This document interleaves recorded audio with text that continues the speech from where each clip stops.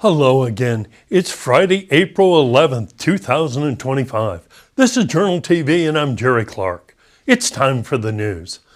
On April 6th, deputies from the Allegheny County Sheriff's Office Regional Emergency Response Team served a search warrant at 8003 Potts Creek Road. Later, Kevin Nida and Sherry Vance were arrested on drugs and weapons charges. Authorities recovered meth, several smoking devices, and a handgun. Both also were charged with possession of drugs with intent to manufacture and distribute them. There's more on this story now on AlleghenyJournal.com. ConnectionsPlus Healthcare-Hospice CEO Tasha Waltz spoke with the Allegheny Journal recently about National Healthcare Decision Day, set for Wednesday, April 16th. People may easily express their healthcare wishes for relatives to have should circumstances develop that they are incapacitated or otherwise unable to speak for themselves.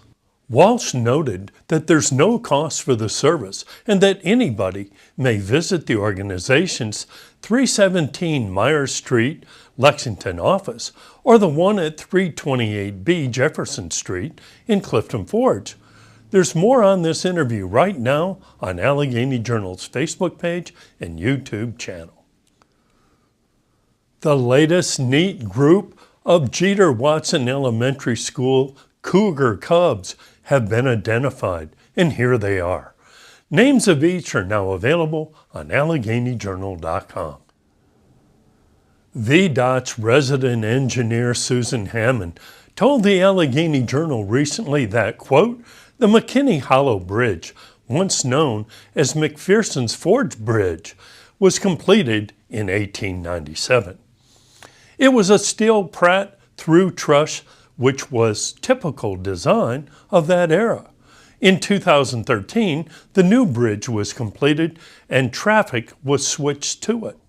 Quote, the decision to dispose of the McPherson's Forge Bridge truss underscores the challenges of preserving aging infrastructure in the face of modern safety standards and financial constraints, unquote. Staffer Judy Moffett Clark snapped these photos of the old lady a little more than a week ago.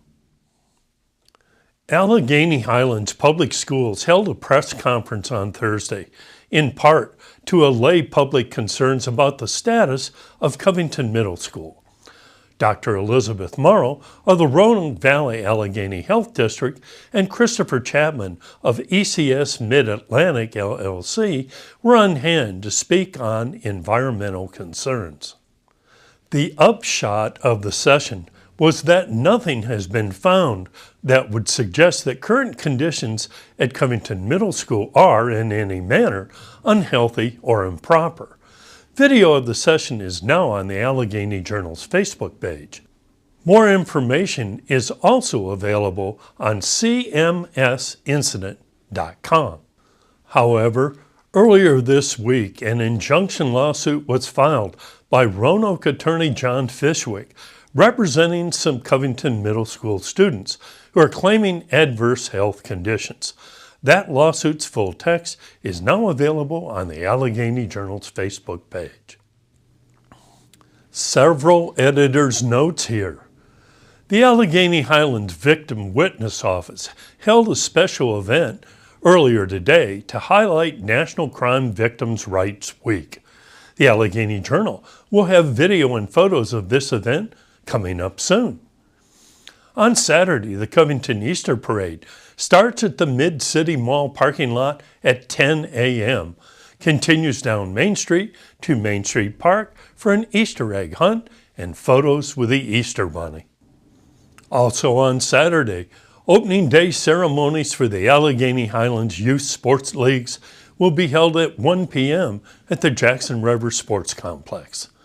Cora Dance Allegheny will hold a youth showcase at 7 p.m. at the historic Masonic Theater. And on Sunday, Cars Unlimited will hold a benefit cruise-in to support Emma Grace Heartless from 2 to 6 p.m. at the Jackson River Sports Complex.